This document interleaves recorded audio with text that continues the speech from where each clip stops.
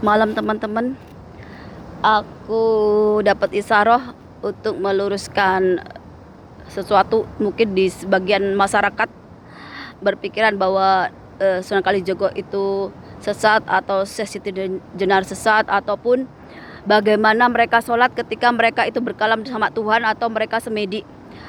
Aku kasih tahu ya, manusia kalau sudah tingkatannya di atas wali, ibaratnya cara sembahyang, cara puasa, cara bersolawat, cara berzikirnya beda.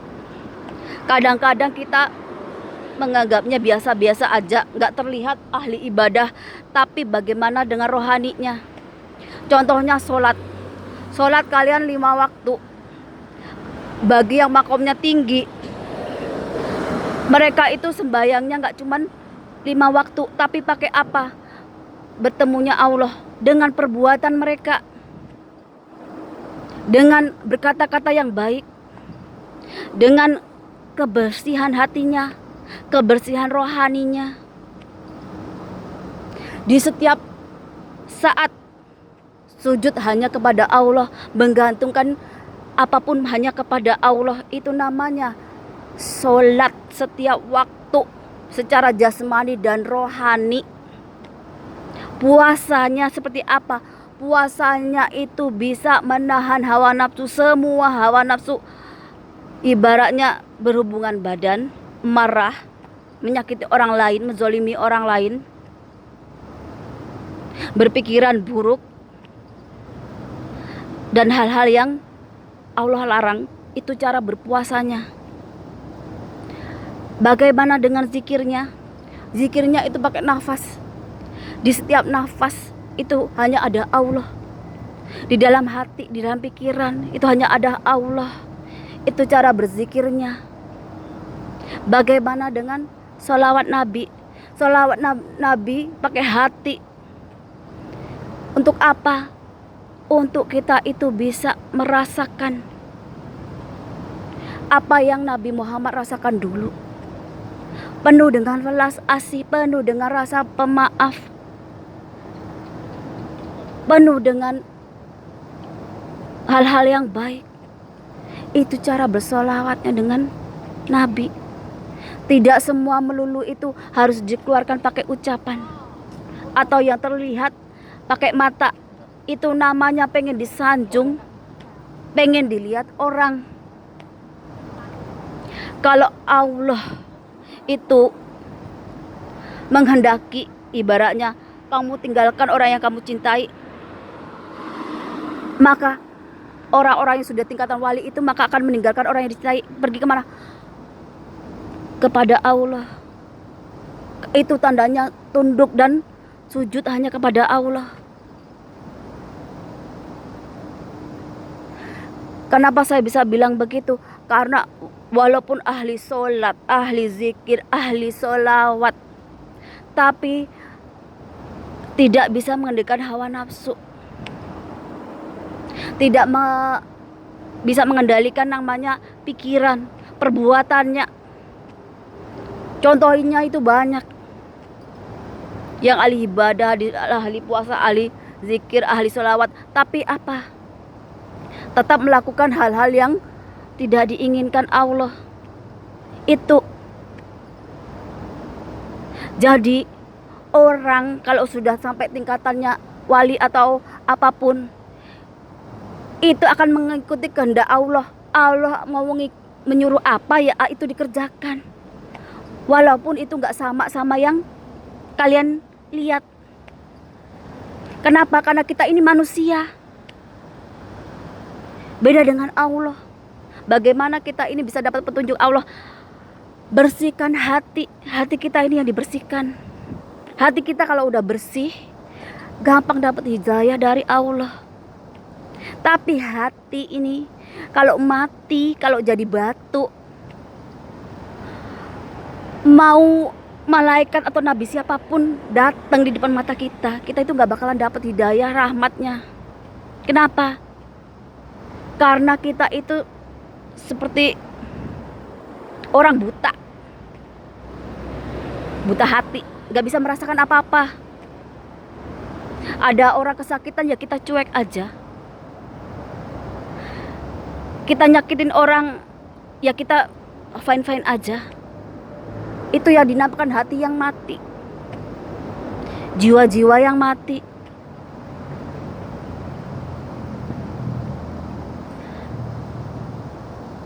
Bagaimana belajar benar-benar mengenal Tuhan itu pakai kehidupan kita ini loh. Jadi kalau ada orang yang bilang mengenal Allah atau dapat petunjuk Allah dari nabi, dari siapapun itu, tapi masih aku sakti, punya kodam, ketemu jin ini jin itu, atau percaya sama yang namanya pegangan ataupun apa itu, cekelan. Orang Jawa bilang kebanyakannya yang dikasih raja atau ayat-ayat Al-Quran itu sama saja kalian itu belum mengenal Allah, belum bersujud pada Allah. Kenapa? Karena kalian masih menggadaikan keinginan, menggadaikan kehidupan kalian sama makhluk lain. Walaupun kalian mau kelihatan alim, kelihatan apapun, tapi kalau kalian bersujud kepada yang lain, ibaratnya kalian berdoanya kepada orang lain, meminta sesuatunya pada orang lain selain Allah, sama saja kalian itu sudah akidahnya melenceng. Kalian itu nggak berdoa dengan simpel, ya Allah aku pengen ini, pakai bahasa kalian sehari-hari. Tapi yang kalian lupa, kalian tuh pergi ke orang lain, minta ini, minta itu, entah itu air, entah itu apa. Agar apa? Agar mudah padahal kalian bisa berdoa sendiri di tempat mana aja, pakai bahasa apa aja. Yang penting dengan ketulusan hati. Yang kalian lupa itu sekarang, kalau dikasih apapun sama Allah itu gak nerima. Entah itu dikasih sakit, entah dikasih rezeki seret, kalian maunya yang enak aja. Tapi kalian lupa, Allah itu kalau ngasih sesuatu itu gak harus baik dulu. Bisa dari hal yang buruk. Agar apa? Agar kita itu bisa belajar dari hal yang buruk. Ibaratnya ada hitam, ada putih, ada keburukan, ada kebaikan.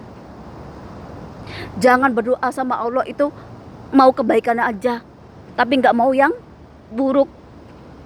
Padahal dari hal yang buruk itu kita bisa belajar. Untuk apa? Untuk menjadi lebih baik lagi. Banyak orang yang ibaratnya kurang bersyukur dengan apa yang Tuhan beri. Itu kenapa kadang-kadang rezeki kalian seret, karena kalian gak pernah bersyukur dengan apa yang Allah berikan. Kalau kalian bisa bersyukur, rahmat dari Allah itu datang. Apapun kalian gak berdoa pun, Allah itu tahu ngasih yang terbaik.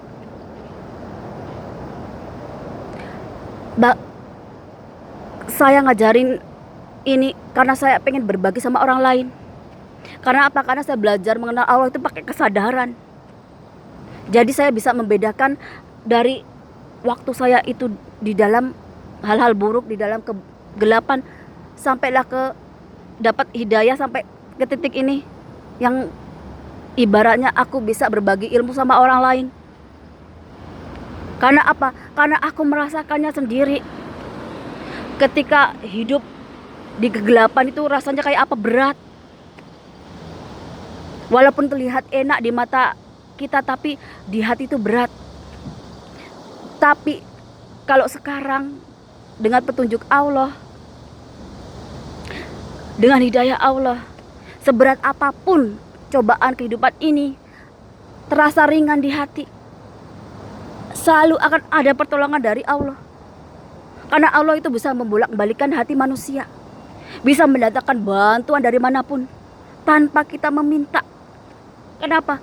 Karena kita selalu sujud kepada Allah, kita selalu berlindung kepada Allah. Karena kita apa? Karena kita selalu mengingat Allah di setiap nafas kita.